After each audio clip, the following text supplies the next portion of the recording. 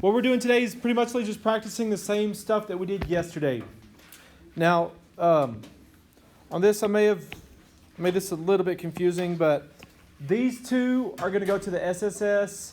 Then this same picture is 4 times. Then the SAS will mark here, the AAS will mark right here, and the ASA will mark over here. Okay?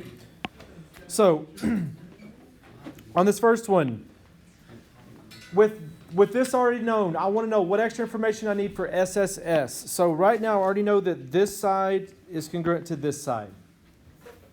So, okay, say again? BC and TV. Okay, that would be one other thing I'd have to know. I'd have to know that BC is congruent to TV. So that takes care of the second set of S's. Now I still have one other S that I need. What else would I need to know? SAVR. I need to know that AC is congruent to RV. And that takes care of my third S there.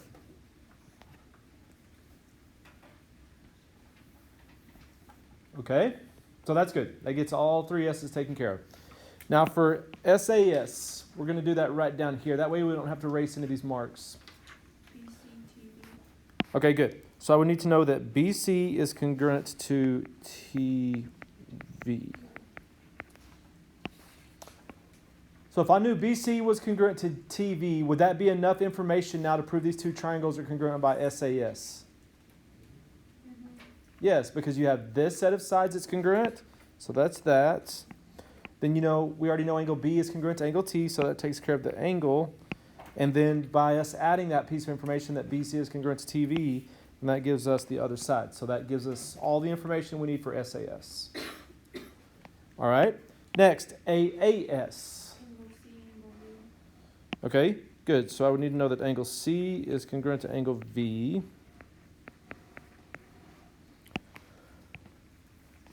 If I did know that extra piece of information, would that be enough information now to use AAS? Would it be? No. Yeah, it is. It sure is. So we would know these two angles are congruent, so that takes care of that. Then these two angles are congruent, that takes care of this. And then this side is congruent to this side, so it takes care of that, so that's good. All right, now for ASA. Okay, good. If I knew angle A was congruent to angle R, would that be enough information right there to prove it by ASA? Yes.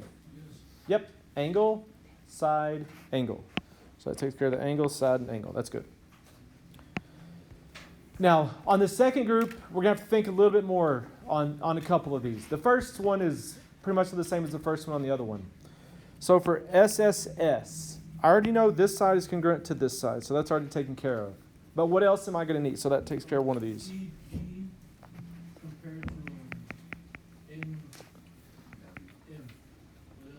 Okay, good. So ED congruent to NM. Okay, so that takes care of the second set of S's, but I still need one more set. What else would I need? FD is congruent to PM. Okay, good. FD congruent to PM. And that takes care of the third set of S's.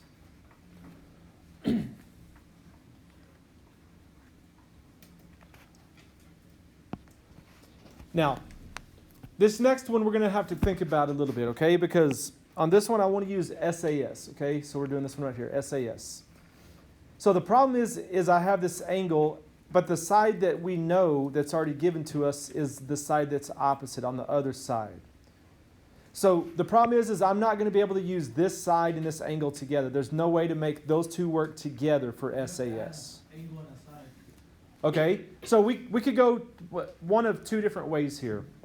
I'll tell you what, let's do. Let's ignore this side over here. Okay, let's ignore that side is marked. Okay, FD, hang on a second. So FD is congruent to PM. All right. Then what else would I have to know? I'd have to know ED and NM.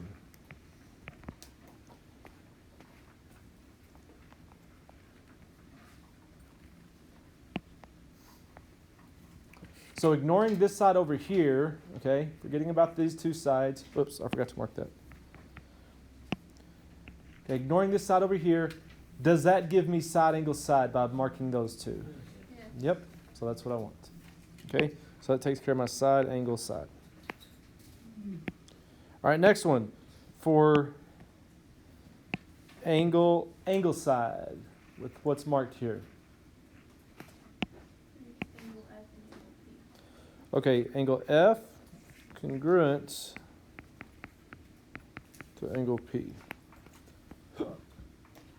Now with that being marked, is that enough for angle side? Yep, that actually does give me exactly what I need. Now let me ask you this. Let's say we didn't use that. Could I have used another set of angles for angle side? What? E and N. If I would have used E and N instead of F and P, would that have worked also to get angle side? Yes. Yeah, that would have worked also. So on that one, I could have done either. I could have put F and P, or if you'd have put E and N on that, that'd be good just as well, okay? But I'm going to erase this based off of what we already put up there. So F is congruent to P. All right, and then on this last one here for angle side angle. So on this one, the same thing. For angle side angle, I cannot use this side and this angle. There's no way to make these two work together for angle side angle. So I can choose to start with either one of these pieces of information. Let's use that this side is marked. Let's say we're going with this FE being congruent to PN. So And- angle E and then angle P. Okay, F and P. well, angle E and angle N, okay.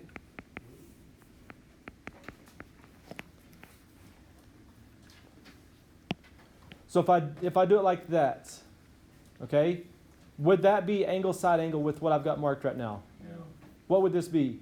that would be angle side. Angle side. Angle F. Okay, good. So I'm going to have to go with angle F and angle P. Okay. And basically just ignore that these are marked down here because those are not helping me for what I'm trying to do up there. So with that marked, does that give me angle side angle? Yep, angle side angle. So I take care of the angle side angle. So we're good on that. So that's what you're going to do on your assignment is just practicing more stuff like this, deciding what needs to be added to be able to use a particular method.